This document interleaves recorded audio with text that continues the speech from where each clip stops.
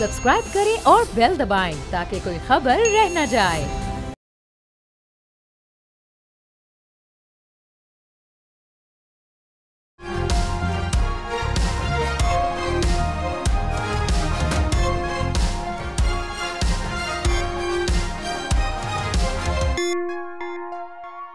बिस्मिल्लाहिर्रहमानिर्रहीम, अस्सलामुअलैकुम। आप देख रहे हैं प्रोग्राम तब्दीली और मैं हूं जवाद कमाल। नाज़रीन, पाकिस्तान तहरीक इंसाफ में शेर अफजल मरवत को पार्टी से निकाले जाने और बैरिस्टर सैफ को ओहदे से हटाए जाने की गूंज अभी थमी नहीं थी कि अडियाला जेल के गेट पर फवाद चौधरी और शुएब शाहीन के दरमियान झगड़ा हो गया और शुएब शाहीन को थप्पड़ मारा फवाद चौधरी ने, जिसके बाद वो ज़मीन पर गिर गए। मामला इतना बढ़ा कि बानी पीटीआई तक पहुंचा। उन्होंने अफसोस का इजहार भी किया। शुएब शाहीन ने भी कहा कि फवाद चौधरी भगोड़े हैं और 4 गुना ज़्यादा उनको जवाब दिया है। लेकिन पीटीआई के जो ये अंदरूनी झगड़े हैं ये अब खुलकर सामने आ चुके हैं और पाकिस्तान तहरीक इंसाफ का इस पर मौक़िफ़ भी सामने आता है कि पार्टियों के अंदरूनी मामलात हैं, ये हर जगह होते रहते हैं। लेकिन हमने माजी में पाकिस्तान पीपल्स पार्टी और पाकिस्तान मुस्लिम लीग नून की भी क़यादत को सीट देखा, लेकिन कभी इस तरीके से झगड़े उनके सामने नहीं आए। इसके अलावा हनीफ अब्बासी ने कहा है कि पाकिस्तान तहरीक इंसाफ ने जो IMF को ख़त लिखा है वो मुल्क दुश्मनी है और जब पाकिस्तान तरक्की करने लगता है इस तरह की तक़रीब नासिर सामने आ जाते हैं। प्रोग्राम में आगे चलकर हम बात मुस्तफ़ा आमिर मर्डर केस की करेंगे, जिसमें तफ्तीश ने नया रुख इख्तियार कर लिया है। नए गिरफ्तार मुलजिम शिराज ने बाकायदा तौर पर एतराफ़ जुर्म कर लिया, लेकिन बहुत सारे सवालों में एक सवाल यह है कि 1 माह से गिरफ्तार अरमगान का अब तक जिस्मानी रिमांड क्यों नहीं दिया गया। मुस्तफ़ा आमिर की वालिदा मुसलसल कहती रही कि अरमगान का रिमांड दिया जाए, क्यों नहीं हुआ। पुलिस के पास रिकॉर्डिंग मौजूद थी, अरमगान के पास से जदीद असलहा बरामद हुआ, तफ्तीश क्यों नहीं की गई। और अगर पुलिस तफ्तीश में कहीं कोई कोताही हुई है तो क्या उसके खिलाफ कोई सन हुकूमत कार्रवाई करने जाएगी आगे चलकर। प्रोग्राम के आखिर में बात होगी पाकिस्तान सिक्योरिटी फोर्सेस की आला कारकर्दगी पर। अक़वाम मुत्तहिदा की एक रिपोर्ट सामने आई है जिसमें बताया गया है कि अफगानिस्तान में 2 दर्जन से ज़ायद ग्रुप हैं जो इस वक्त वहाँ पर दहशतगर्द ग्रुप हैं जो पनप रहे हैं, जिनकी ट्रेनिंग हो रही है और जो पाकिस्तान में फितना अल ख़वारिज को सपोर्ट कर रहे हैं, लॉजिस्टिक सपोर्ट कर रहे हैं, माली मुआवनत फराहम कर रहे हैं। सिर्फ फितना अल ख़वारिज को ही नहीं बल्कि BLA को भी सपोर्ट फराहम की जा रही है, जिसके बाद कार्रवाइयाँ नया रुख इख्तियार कर रही हैं। और 2024 में 600 से ज़ायद दहशतगर्द हमले किए गए, जिसका पाकिस्तानी सिक्योरिटी फोर्सेज ने मुंह तोड़ जवाब भी दिया है। अब पाकिस्तान मुसलसल इस तमाम तर सूरत हाल पर अफगानिस्तान हुकूमत को बावर करा भी चुका है, लेकिन अफगान तालिबान की ये सपोर्ट फितना अल ख़वारिज को, पाकिस्तान में दहशतगर्द दीगर ग्रुप्स को और अफगान तालिबान का जो सेटअप है उसकी नाकामी खित्ते के लिए कितनी नुकसानदेह साबित होगी, इस तमाम तर इशूज़ पर प्रोग्राम में बात होगी। लेकिन प्रोग्राम में पहले बात पाकिस्तान तहरीक इंसाफ के दरमियान इख्तिलाफ़ात और PTI के जो IMF को लिखे गए ख़त और ग्रैंड अपोजिशन अलायंस जो बनने जा रहा है, इस पर बात कर रहे थे। अपने मेहमानों का आपसे तारुफ करवाऊंगा। हमें ज्वाइन किया पाकिस्तान तहरीक इंसाफ के मरकज़ी रहनुमा शौकत यूसुफ़ज़ई साहब ने। बहुत बहुत शुक्रिया सर अपना कीमती वक्त प्रोग्राम में हमें देने के लिए। पाकिस्तान पीपल्स पार्टी के मरकज़ी रहनुमा कादिर खान मंदुखिल साहब हमारे साथ मौजूद है। आपका भी बहुत शुक्रिया मंदुखिल साहब प्रोग्राम में अपना कीमती वक्त देने के लिए। शौकत यूसुफ़ज़ई साहब, बहुत सारे मामलात हैं जो अब खुलकर सामने आना शुरू हो गए हैं। शेर अफजल मरवत का अभी जवाब नहीं मिला, बैरिस्टर सैफ को उहदे से हटाया गया, अब तो फवाद चौधरी और शुएब शाहीन का जो झगड़ा हुआ है ये पार्टी के लिए जग हंसाई का सबब बन रहा है। बिस्मिल्लाहिर्रहमानिर्रहीम। देखिए जी, पार्टी जब बड़ी होती है और लीडर जेल में होता है तो इस तरह के वाक़यात हो जाते हैं और पार्टियों में अक्सर ये चीज़ें होती हैं। ये तशवीश की बात नहीं है, होना नहीं चाहिए, लेकिन ये इंडिविजुअल होता है, प्रॉब्लम्स हो जाते हैं। अब मैं देख रहा था सोशल मीडिया के ऊपर मेरी तरफ से इतना सख्त बयान किसी ने जारी किया है जिसमें मतलब किस्म की गालियां दी गई है मेरी तरफ से बैरिस्टर गौर साहब को और पता नहीं कौन 2-3-4 और नाम है। मुझे बड़ा अफसोस हुआ, मैं अभी देख रहा था, मैंने कहा ये किसने दिया है। फाइनली हम ये कह सकते हैं कि खुद पाकिस्तान तहरीक इंसाफ भी सोशल मीडिया का शिकार हो गई। नहीं, सोशल मीडिया का शिकार तो हर कोई है। ये आपको किसने कहा है कि तहरीक इंसाफ के खिलाफ भी बहुत सारी चीजें आ रही है। मैं ये नहीं कह रहा, लेकिन मैं हैरान हूं ना कि मेरी तरफ से मेरे नाम से बाकायदा टिकर बना के खबर दी गई है। तो मतलब मैं तो कम से कम मेरे मुंह से तो कम से कम गाली नहीं निकल सकती किसी के लिए भी। बैरिस्टर गौर तो हमारे चेयरमैन है अल्हम्दुलिल्लाह। तो वैसे मैं कह रहा हूँ कि ये हाल है इस मुल्क में, कोई चीज़ भी तो सलामत नहीं है। अब क्या कर रहे हैं लेकिन यूसुफ़ज़ई साहब, पार्टी ने तो फैसला किया शेर अफजल मरवत को निकालने का, उस हवाले से भी आपका स्टेटमेंट, वो तो वीडियो बयान है, भी सबके सामने है। उसी तनाजुर में आपके किसी हो सकता है फैन ने इस तरह का स्टेटमेंट दे दिया हो? नहीं, मैंने तो देखे, मैंने तो शेर अफजल मरवत के लिए उस वक्त तक बात की जब तक कि उसका फाइनल डिसीजन ना हुआ। और मैंने बात की, मैंने हमेशा ये कहा कि जी इनको मौका मिलना चाहिए। लेकिन जब खान साहब ने फैसला कर दिया, अब शेर अफजल मरवत साहब को चाहिए कि वो मुख्तलिफ चैनलों पे जाके अपने राय वो ना करें, पार्टी के साथ रहें, इंशाल्लाह हालात ठीक हो जाएंगे। लेकिन अगर वो सिर्फ मीडिया के लिए कर रहे हैं और खबरों में आने के लिए कर रहे हैं तो वो इनको नुकसान पहुंचेगा इससे। राइट, ठीक है। पाकिस्तान मुस्लिम लीग नून के रहनुमा निहाल हाशमी साहब ने भी हमें शो में ज्वाइन किया। आप निहाल हाशमी साहब, कादिर खान बंदूखेल साहब, मैं आपकी तरफ आता हूँ। जैसे कहा शौकत यूसुफजई साहब ने कि जब लीडर असीर हो तो इस तरह के झगड़े होते रहते हैं पार्टी में। पाकिस्तान मुस्लिम लीग नून के भी रहनुमा और पाकिस्तान पीपल्स पार्टी के भी रहनुमा हमने देखा लीडरशिप जेलों में रही, लेकिन इस तरह के झगड़े सामने नहीं आए। क्या कहेंगे? जी बिल्कुल दुरुस्त फरमाया कि हम तो कभी भी सोच भी नहीं सकते कि पार्टी के अंदर एक दूसरे के खिलाफ इस तरह सोशल मीडिया पे, और हाँ अंदरूनी इख्तलाफ हर पार्टी में होती है, मीटिंग के अंदर भी बहस मुबासा होते हैं, एक दूसरे की मुखालफत भी करते हैं, मगर इस तरह मीडिया में एक दूसरे के खिलाफ करना ये तो पहली मरतबा देखा है। लेकिन मैं फिर भी कहूँगा कि ठीक है, ये इतने बड़ा इशू नहीं है जिसको डिबेट कराया जाए इसमें, क्योंकि होता है पार्टी के अंदर। और फवाद चौधरी साहब तो माशाल्लाह पहले भी किसी एंकर को जो है ना वो थप्पड़ मार चुके हैं, और उसके बाद उसने माना भी, हाँ मैंने मारा है। तो आज भी उसने शोएब शाहीन साहब को मारा है। तो मैं समझ रहा हूँ नाखुशगवार वाकया नहीं होना चाहिए, लेकिन बहरहाल पार्टी का अंदरूनी मामला है, वो खुद वो एक्शन लेंगे या नहीं लेंगे ये उनकी मर्जी है। राइट। निहाल हाशमी साहब, यही जवाब मैं आपसे भी लेना चाहूँगा। यूसुफजई साहब ने भी कहा कि जब लीडर असीर हो तो इस तरह के वाक़यात हो जाते हैं, पार्टी में झगड़े हो जाते हैं। पाकिस्तान मुस्लिम लीग नून की भी आला क़यादत अब से कुछ अर्से पहले तक जेलों में थी। बिस्मिल्लाहिर्रहमानिर्रहीम। देखें, मैं ये समझता हूँ कि आज के दिन आपसे मेरी दरख्वास्त होगी कि ऐसे मौके पे जब तुर्की के प्रेसिडेंट रजब तैयब एर्दोगान साहब पाकिस्तान आए हैं, मरियम नवाज साहबा ग्रीन इनिशिएटिव पे एक इनिशिएटिव ले रही हो, तो इस तरह की जो ये पेटी इशूज है, ये पीटीआई के अपने मसाइल हैं, वो जाने, उनका काम जाने। लड़ाई करते हैं, लड़ाई करें, गले मिलते हैं, गले मिलने। हमें इससे या पाकिस्तान की तरक्की को या पाकिस्तान के जमहूर को इससे कोई फर्क नहीं पड़ता।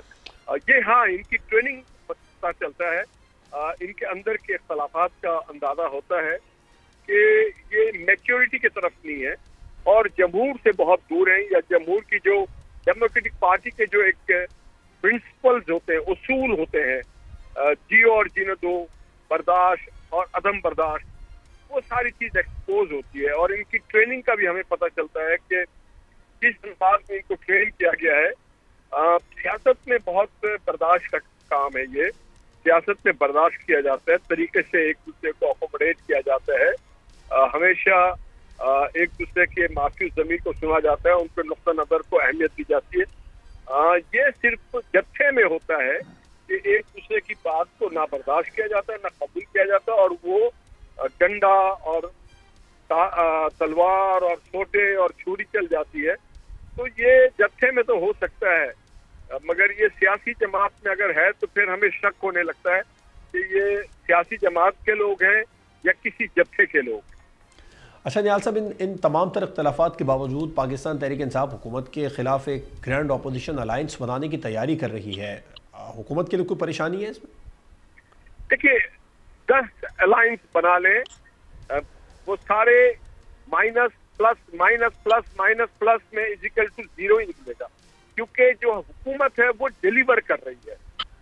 आपने देखा होगा कि फेडरल गवर्नमेंट ने जो खारजा पॉलिसी थी उसको कितने खूबसूरत तरीके से शहबाज शरीफ साहब ने, आज 3 साल से पाकिस्तान में कोई बैरूनी वफूद नहीं आए थे, और शहबाज शरीफ साहब के वज़ीर आज़म बनने के बाद मलेशिया के भी प्राइम मिनिस्टर अनवर इब्राहिम साहब तशरीफ लाते हैं, रशियन डिप्टी प्राइम मिनिस्टर लाते हैं, सऊदीया के क्राउन प्रिंस लाते हैं, यूएई के आते हैं, तुर्की के प्रेसिडेंट आ गए, और भी बेलारूस के प्रेसिडेंट आते हैं। यहाँ पे एससीओ की कॉन्फ्रेंस होती है, हमारे लोग जाते हैं D8 में, तो पाकिस्तान आगे की तरफ जा रहा है। हमें कोई परेशानी नहीं है, हमें ये है परेशानी जो नुकसान हो चुका है पाकिस्तान को, उसको कितनी जल्दी हम उसको अपने पटरी पे चला सकें और लोगों को मैक्सिमम रिलीफ दे सकें, महंगाई का खात्मा कर सकें, लोगों के लिए आसानियां पैदा कर सकें। हमारे लिए कोई परेशानी नहीं। ये पीटीआई ने IMF को खत लिखा, तब भी कोई परेशानी नहीं है सर? नहीं, हमें इनसे कोई परेशानी नहीं। देखिए, हम सियासी जमात और उसूली जमात से परेशानी हो सकती है कि जिनका प्रिंसिपल हो, डेमोक्रेट्स हो, जिनके पास एजेंडा हो, जिनका मंशूर हो, जिस मंशूर की इन्होंने काम किया हो। इनके पास 3.5 साल हुकूमत थी, इन्होंने एक भी प्रोजेक्ट नहीं किया। इनके पास 12 साल से KP में हुकूमत है, एक भी काबिले मिसाल, एक भी मंसूबा, एक कॉलेज, एक अस्पताल, एक सड़क, एक चीज भी नहीं जिसके ऊपर ये बात कर सके कि आवाम के इन्होंने कोई फलाह बहबूद के लिए काम किया हो, लॉ एंड ऑर्डर को बेहतर किया हो, नए यूनिवर्सिटीज, नए कॉलेजेस, नए निज़ाम को मुतारुफ कराया हो। तो इनसे क्या करना, ये हमारे कंपटीटर ही नहीं है। ये जिनके कंपटीटर हैं वो डरे, जत्थे वाले डरे। हम जमहूर के लोग हैं, आवाम की बात सुनते हैं, अब आवाम के लिए काम करते हैं, तो हमें इनसे कभी कोई खतरा नहीं है। राइट।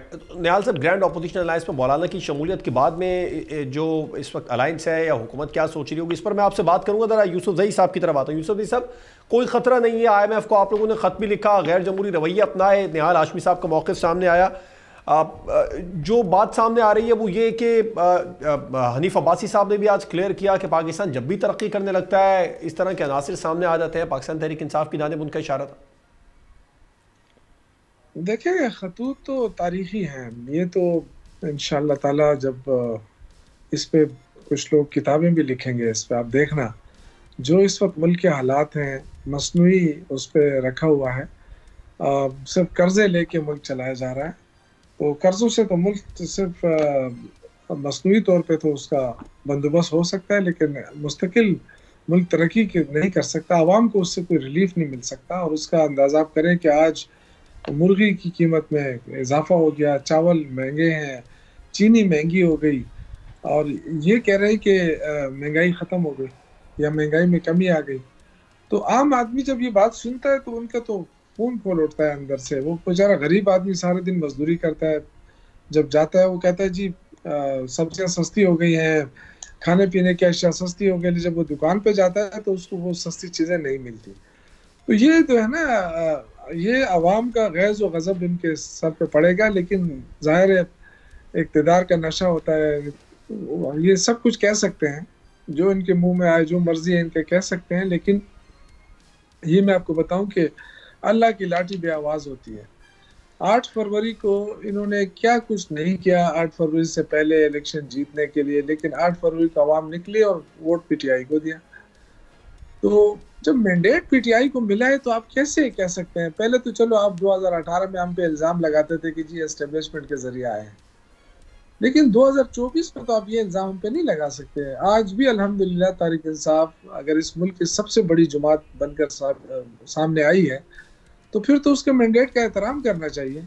जो लोग जमहूरियत की बात करते हैं, जो लोग तरक्की की बात करते हैं, मैं आपको बताऊं कि परसों जो ट्रिब्यून की रिपोर्ट आई है 187 मिल्स शट डाउन, और जब मिलें बंद हो गई वो भी टेक्सटाइल की, तो आपकी तो एक्सपोर्ट का जरिया ही सिर्फ टेक्सटाइल है।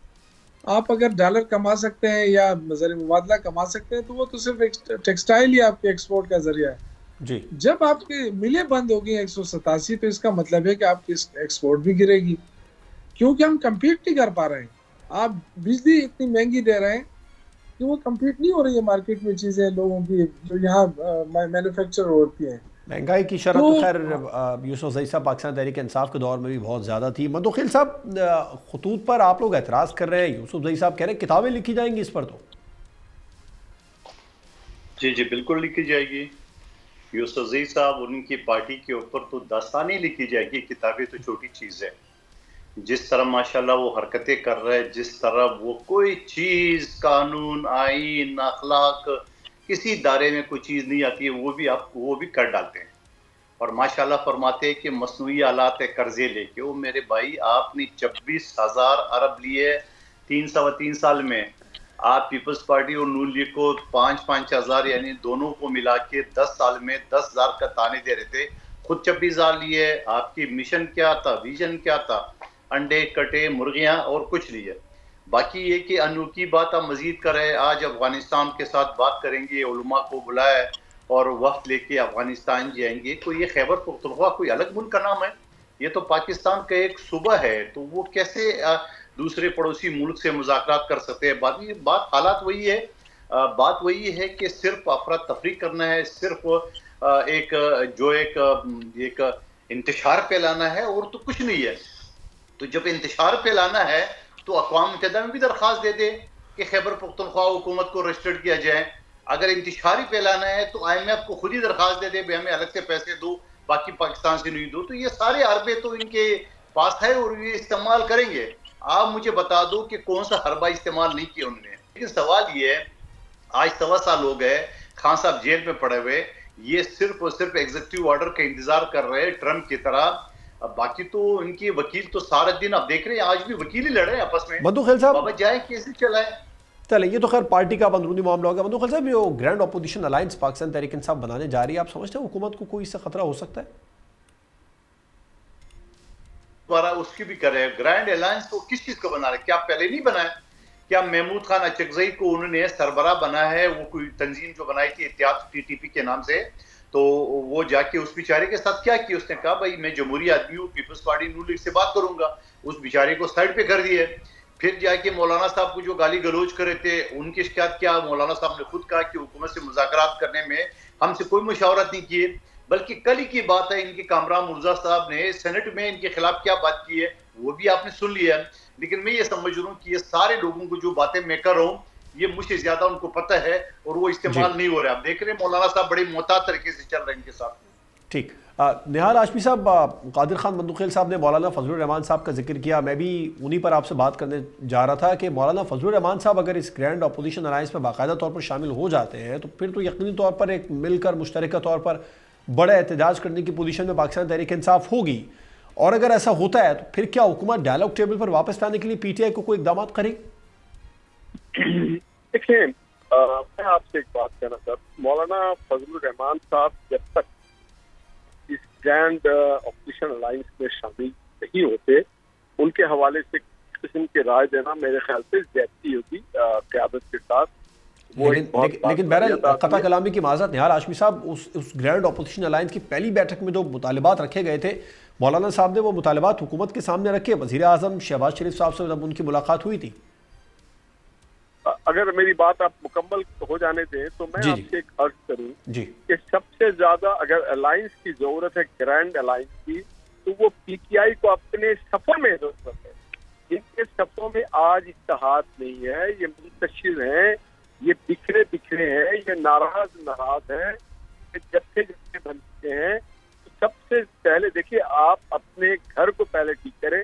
इसको कहते हैं इंग्लिश में एक लफ्ज, चैरिटी बिगैन्स एट होम, और उर्दू में कहते हैं वजील कुर्बा वल यतामा वल मिसाकीन। पहले अपने आप अपने रिश्तेदारों को, फिर यतीम और फिर मिस्कीन की तरफ जाएं। तो इनको चाहिए कि सबसे पहले तो अपने घर को इन ऑर्डर करें। तो उसके बाद फिर अगर इनका घर इन ऑर्डर होगा तो फिर जो अपोजिशन में जमातें बैठी हुई वो शायद देखें, और उसके बाद देखा जाएगा। अभी ये सारी बातें क़ब्ल वक्त है। मैं ये समझता हूँ कि ये इनको तवज्जो देनी चाहिए। खान साहब के रिहाई के लिए अपने वकीलों पे तवज्जो दें, अपने फाइलों पे तवज्जो दें। ठीक है निहाल हाशमी साहब, बिल्कुल ठीक है, इनको तवज्जो देनी चाहिए खान साहब की रिहाई पर। आपको पॉइंट सामने आया, तो शॉर्ट रिप्लाई चाहिए। शौकत यूसुफजई साहब आपका भी, बंदूखेल साहब आपका भी। यूसुफजई साहब, ये तो GDA आप ग्रैंड ऑपोजिशन अलायंस बनाने जा रहे हैं आप लोग, इसको हतमी शक्ल कब तक दी जाएगी और क्या वजह है कि अगली बैठक नहीं हो पा रही है? क्या मौलाना नहीं मान रहे या फिर दीगर जमातों के जो कायदीन है उनकी तरफ से इख्तलाफात सामने आ रहे हैं? नहीं, ऐसी बात नहीं है। ज़ाहिर है, देखें, मॉडर्निटीज़ तो तय होंगी ना।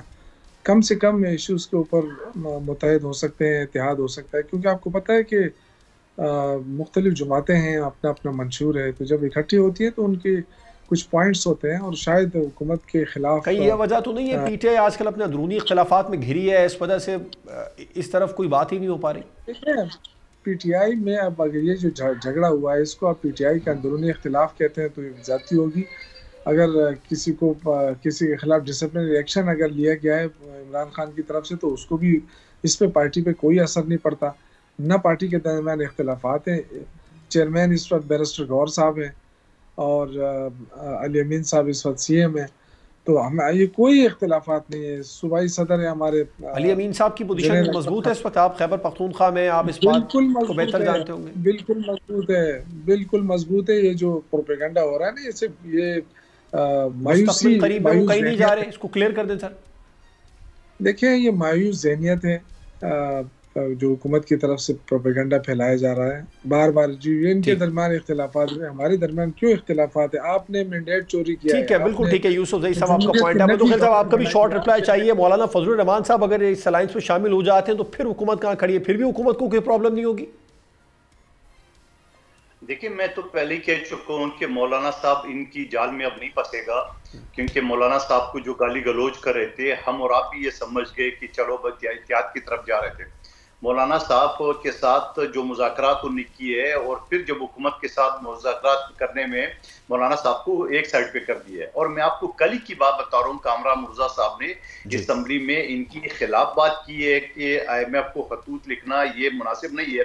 तो मैं समझ रहा हूँ कि मौलाना साहब एक बेहतरीन सियासतदान है, वो इनकी जाल में नहीं फंसेगा। आपको अर्ज कर चुका हूँ कि इस तरह मंजूर पश्तीन को, महमूद खान चकज़ई साहब को इस्तेमाल कर चुके हैं, तो ये मौलाना साहब इसके इस्तेमाल में नहीं आएगा। हाँ, ये अपने अरबे तो जरूर इस्तेमाल करेंगे। मारन बलोच साहिबा से भी बात करने की बात कर रहे हैं, तो ये सबको इस्तेमाल करने की कोशिश तो करेंगे, मगर अब सब उनकी जाल में कोई नहीं फंसेगा। बिल्कुल ठीक है। मुझे ब्रेक पर जाना है। शौकत यूसुफज़ई साहब, निहाल हाशमी साहब, आपका बहुत बहुत शुक्रिया कीमती वक्त देने के लिए। एक ब्रेक, जिसके बाद हम बात करेंगे high profile case Mustafa Aamir murder case की, और कादिर खान मदुखिल साहब हमारे साथ ही होंगे।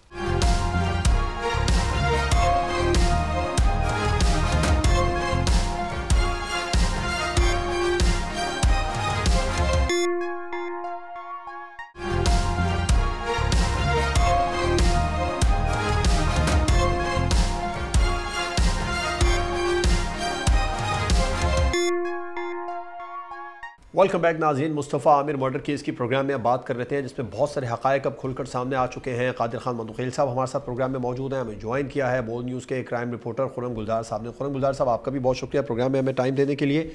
मदुखिल साहब, जहाँ एक तरफ सोशल मीडिया को तनकीद का निशाना बनाया जाता है, वहीं पर ये सोशल मीडिया ही है जिस पर इस तरह के हाई प्रोफाइल केसेस सामने आते हैं, और फिर उसके बाद में वो केसेस मंतकी अंजाम तक पहुँचते हैं। ज़ैनब मर्डर केस हो, शाहज़ेब मर्डर केस हो, या फिर अब ये मुस्तफ़ा आमिर का कत्ल केस, ये भी सोशल मीडिया पर ही सामने आया। जी बिल्कुल, आप दुरुस्त कह रहे हो, और मैं ये समझ रहा हूँ कि इस केस में गफलत का आंसर शामिल है, और इसी वजह से सिंध गवर्नमेंट ने आज SHO दरख्शां समेत 3 अफसरान को मुअत्तल कर दिए है, और उनके खिलाफ महकमा जात का जो है ना वो इंक्वायरी का भी हुक्म दे दिया है। तो अगर पुलिस हमारी बेहतर हो जाए, इस केस को अगर जैसे पहले एक गिरफ्तार हुआ था, उसको अगर सही तफ्तीश की जाती, या रिमांड तो गरीब आदमी को तो पता नहीं कितने जूते मारते हैं, तो मैं समझ रहा हूँ कि प्रॉपर अगर वो तफ्तीश हो जाती तो ये मामला इतना न लटक जाता। और इसमें 2 पहलू ये है, अभी जाके तफ्तीश किस तरफ जा रही है कि वो एक तरफ तो मनशियात की बात आ रही है, दूसरी तरफ किसी लड़की की बात आ रही है। तो मैं समझ रहा हूँ कि अब तफ्तीश जारी है, देखें पुलिस क्या इंक्वायरी करती है, लेकिन जो गफलत का मुर्तकिब अफसरान है उनको मुअत्तल कर चुके हैं गवर्नमेंट। खुरम, कुछ मजीद पहलू केस के सामने आए। शिराज गिरफ्तार हुआ, उसका रिमांड हो गया, लेकिन जो अरमगान 1 माह से गिरफ्तार है उसका रिमांड अब तक क्यों नहीं दिया जा रहा? क्योंकि मुस्तफ़ा आमिर की जो वालदा है वो मुसलसल कहती रही अरमगान का जिस्मानी रिमांड लिया था। देखिए, अरमगान को चंद रोज पहले ही ABCC ने डिफेंस में बगलों में छापा मार के वहां से गिरफ्तार किया था। इस गिरफ्तारी के दौरान अरमगान की जानिब से शदीद फायरिंग का तबादला भी हुआ था, जिसमें CSP समेत 2 पुलिस अफसर जो है वो जख्मी हुए थे। घर से पुलिस को भारी तादाद में असला मिला, कैश वहां से बरामद किया गया, साथ ही कुछ लैपटॉप और दीगर जो गाड़ियां आपने वीडियो फुटेज में देखी होंगी, ये यहाँ से बरामद की गई। अगले ही रोज जब अरमगान को अदालत में पेश किया गया तो अदालत की जानिब से उसका रिमांड नहीं दिया गया और मुलजिम को जेल कस्टडी कर दी गई।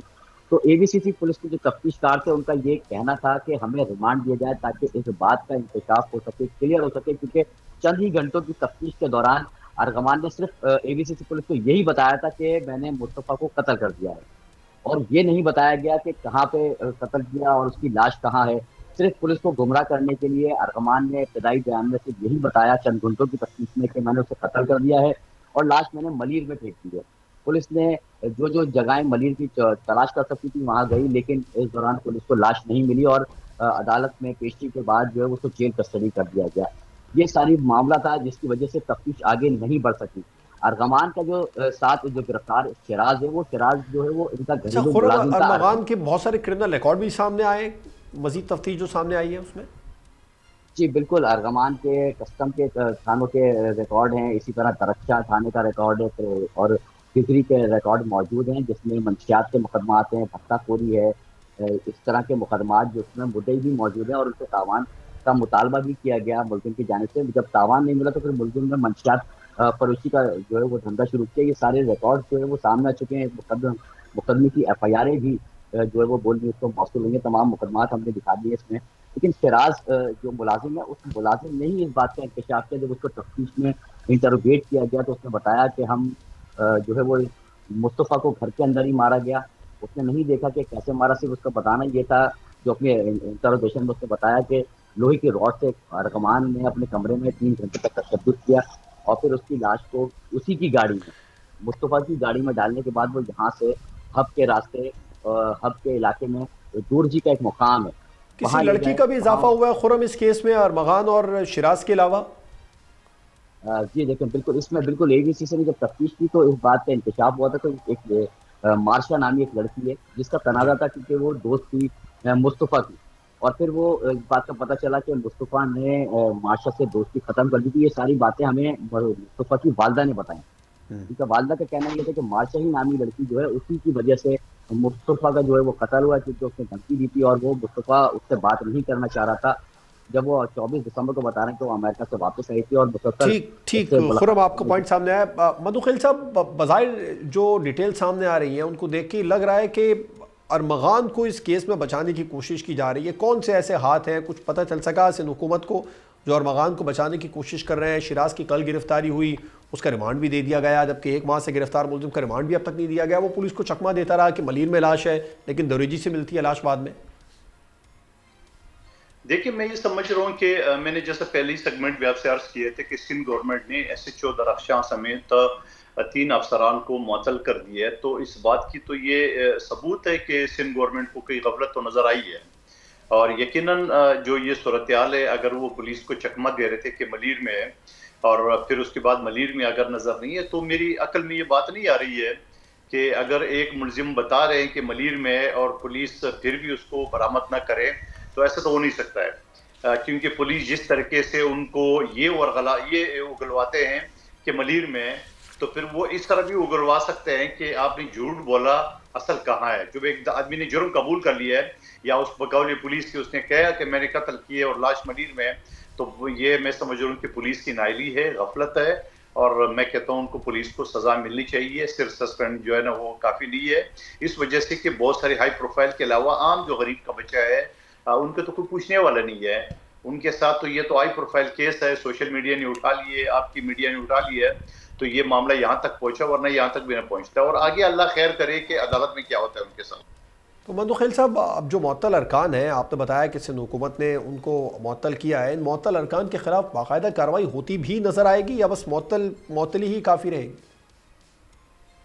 नहीं, मैं तो अर्ज कर चुका हूँ कि मुअत्तल होना जो है ना काफ़ी नहीं है। महकमा जात इंक्वायरी भी उनके खिलाफ हुआ है, लेकिन वो भी काफ़ी नहीं है।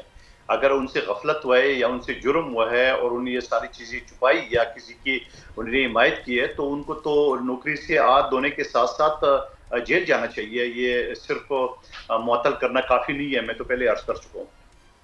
बिल्कुल ठीक है। कादिर खान मंदुखिल साहब हमारे साथ प्रोग्राम में मौजूद है, आपका बहुत बहुत शुक्रिया। खुरम गुलजार आपका भी बहुत शुक्रिया। ब्रेक के बाद हम बात करेंगे पाकिस्तानी सिक्योरिटी फोर्सेस की आला कारकर्दगी पर UN की जो रिपोर्ट सामने आई है।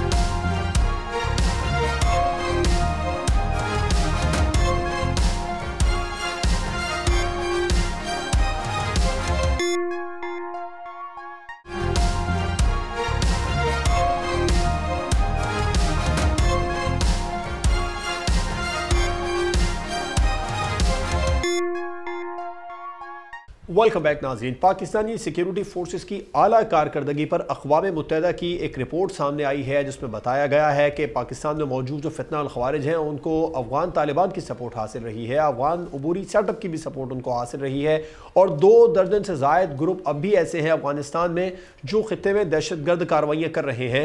2024 के अंदर पाकिस्तान में 600 से ज़ायद हमले किए गए जिनका पाकिस्तानी सिक्योरिटी फोर्सेस की जानिब से मुंह तोड़ जवाब दिया गया है। लेकिन अफ़गान तालिबान की ये जो सपोर्ट है इसको रोकना अब कितना ज़रूरी हो गया, क्योंकि ख़ित्ते के लिए, दुनिया के लिए ये ख़तरे का बाइस बन सकती है और पाकिस्तान इंटरनेशनल वर्ल्ड को मुसलसल ये बावर भी करा चुका है। इस पर बात कर रहे थे। प्रोग्राम में हमें ज्वाइन किया है ब्रिगेडियर रिटायर मसूद खान साहब, दिफाई तज्ज़ियाकार है। आपका बहुत बहुत शुक्रिया ब्रिगेडियर साहब अपना कीमती वक्त हमें प्रोग्राम में देने के लिए। फितना और ख़वारिज को जो सपोर्ट अफगानिस्तान से मिल रही है सारी दुनिया से अब के सामने आ चुकी है, किसी से ढकी छुपी नहीं है। पाकिस्तान भी मुतादिद बार बावर करा चुका है, खित्ते के लिए कितना बड़ा खतरा है? देखें कि मेरे ख्याल में जब से अफगान तालिबान पावर में आए हैं 15 अगस्त 2021 के बाद से हमने सर्च देखी जो दहशतगर्दी हुई पाकिस्तान के अंदर, और उससे पहले देखें 86% पाकिस्तान में दहशतगर्दी की रिडक्शन थी, लेकिन उनके आने के बाद से हमने एक तेजी देखी और उसमें मेनली ये हुआ कि वहाँ पे उन्होंने हाइड आउट्स दिए, वेपन्स एंड इक्विपमेंट जो अमेरिकन छोड़ के गए थे, अब फाइनेंसिस भी है, लॉजिस्टिक्स भी वहाँ से मिल रही है,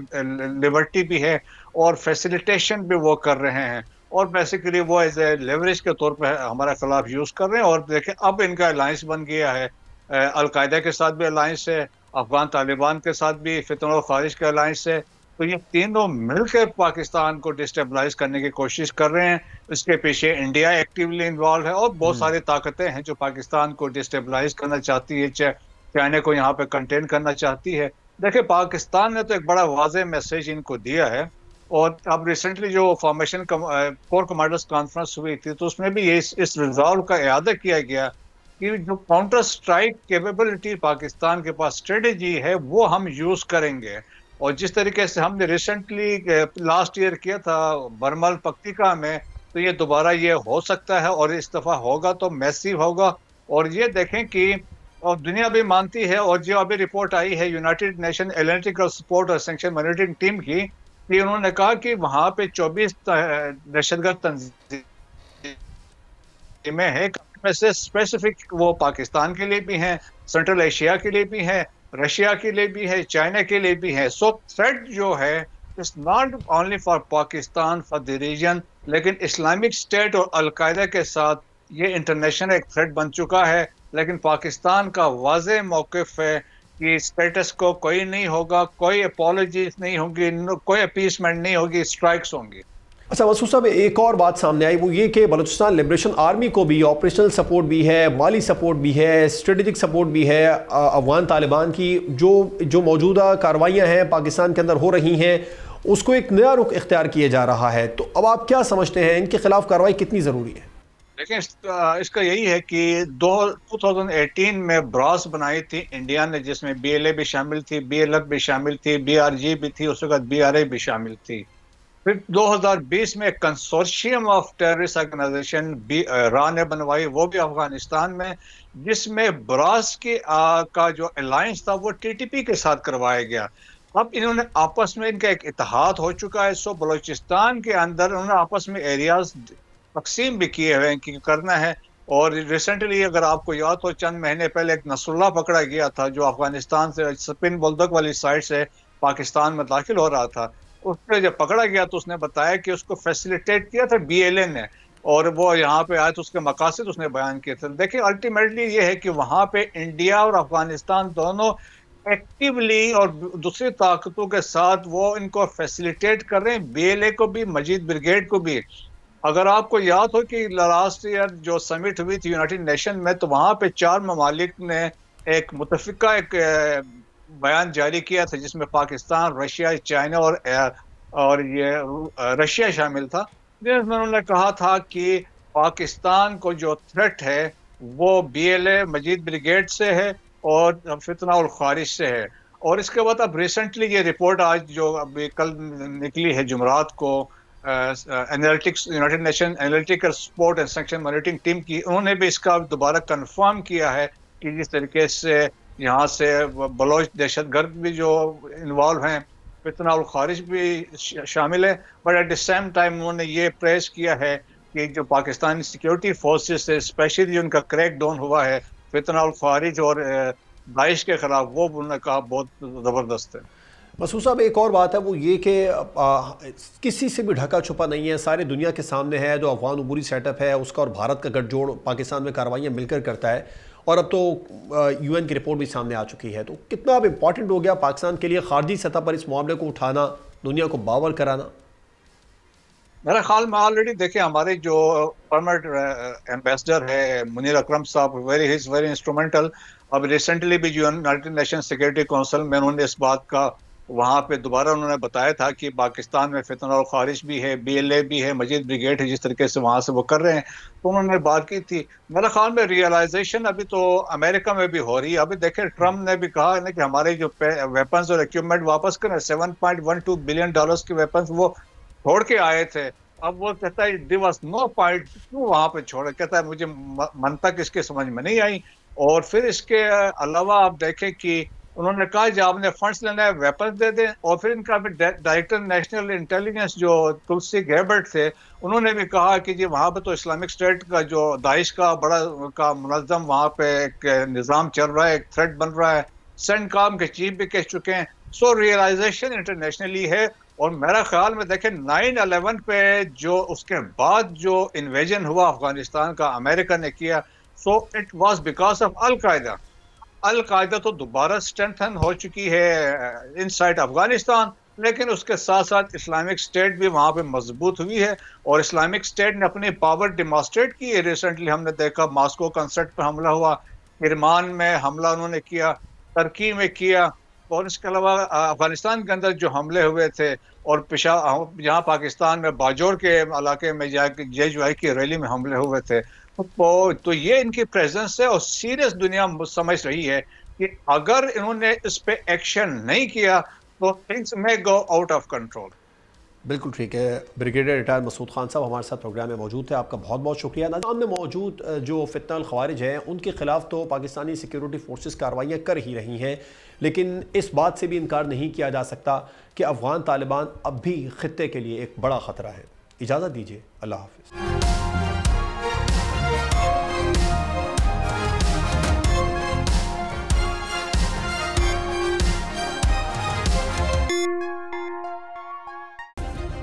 सब्सक्राइब करें और बेल दबाएं ताकि कोई खबर रह न जाए।